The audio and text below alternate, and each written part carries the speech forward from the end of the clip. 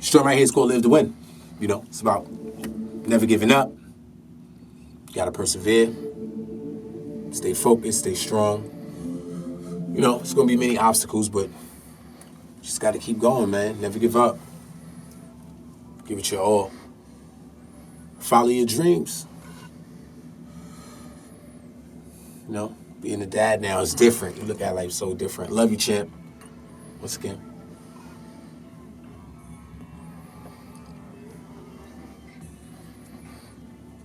You can already feel it.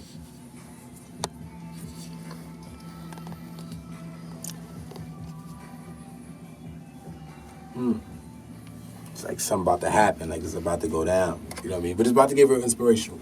You know what I mean? Like to motivate people. I live to inspire. Was built to win. You was built to win. No one prepares to lose. No one prepares to lose.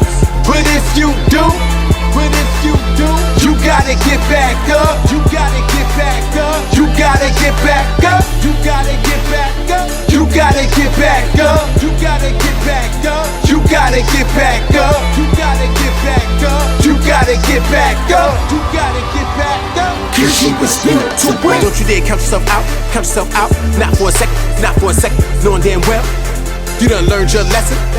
Cause you don't lose. Read to win or learn. And while you grow, you reflect on all the lessons you learned.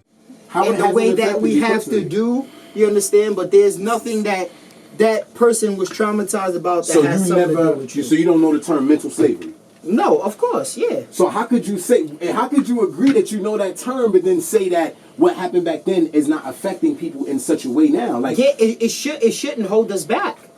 It shouldn't hold us back because they're now holding us back. No, I feel we allow ourselves. We're doing it ourselves. What? Yes, we allow ourselves. You know what? I agree partially because in a way we do hold each other back, but systematically you're just doing the job of your oppressor. Like Stacey Dash, they're laughing at her right now. They're using her as a tool to get their point across. Of course, she's mentally enslaved. Yeah, she's misguided. You understand what I'm saying? Yeah. And on the plantation, she would be a house nigger.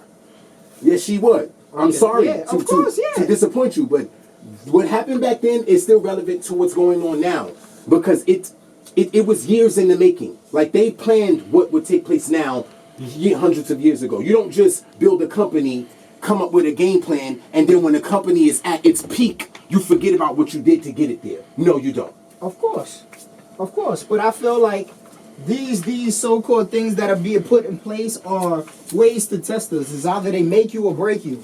And every wave they put out, you break some and you make some. Like I said, you still got your average, nowadays especially now, you got your average hood nigga that's making more than an average white business person. Okay, but the hood nigga is making all that bread off of the oppression of his people.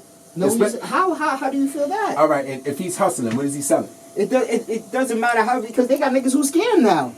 That's still getting over on people? So, it's part of life, you understand? It's wow, son, that's not part of life. Somebody created it. Somebody made it that way, Coco. But it's your way to get through, so what do? You sit back your whole life and just say that these people are holding me back? No, well, what I've been doing is involving myself in the struggle. I've been out there. Sean Bell, I was out there fighting, protesting, rallies. I've done all that. Like, hence the point of the African burial ground that's in front of the federal building in downtown Manhattan. Yeah. If we wouldn't have sat out there and fought for them not to build on that land, they would have built on that land. Of course. You understand what I'm saying? I'm not just a person that run my mouth and complain like, oh my God. No, I'm hands-on. I'm out there. Yeah. You know, I haven't been in the struggle in quite some time, but I've been enlightening people. Yeah. Hopefully they can carry that message on and enlighten someone else, and then we can build something from there on. Of course. And you know, inquiring minds. Yeah. You know what I mean? So I'm saying I could argue both sides. I see your point.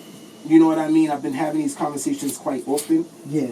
Some of the responses troubles me. But I understand. You get what I'm saying?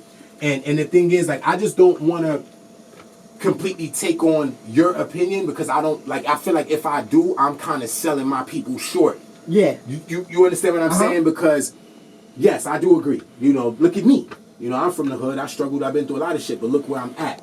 You know what I mean? I worked hard to get there. Yes, there have been things that prevented me. Obstacles, of course. And I'm talking about in a racial way. Like, you know, I'm on my 5th apartment. Every apartment I had, I've been discriminated against. And the common denominator is me. Every other culture was different.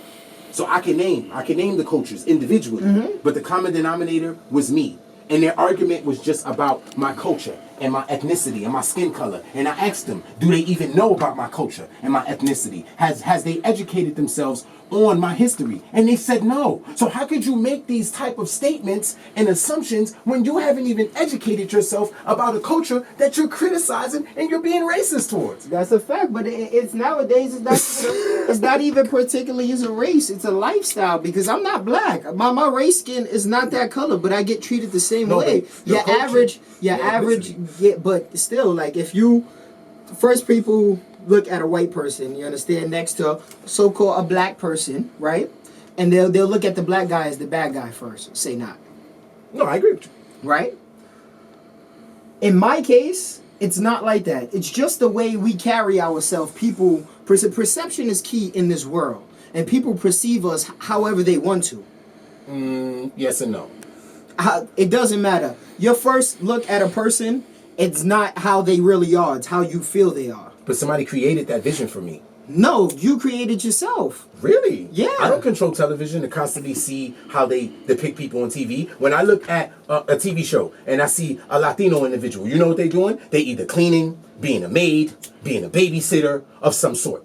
When I look at my colored folks, they got a mop, they robbing somebody, they being a drug dealer, and I've seen that years. One of my favorite movies is New Jack City. When I first came across that movie, I was like 8.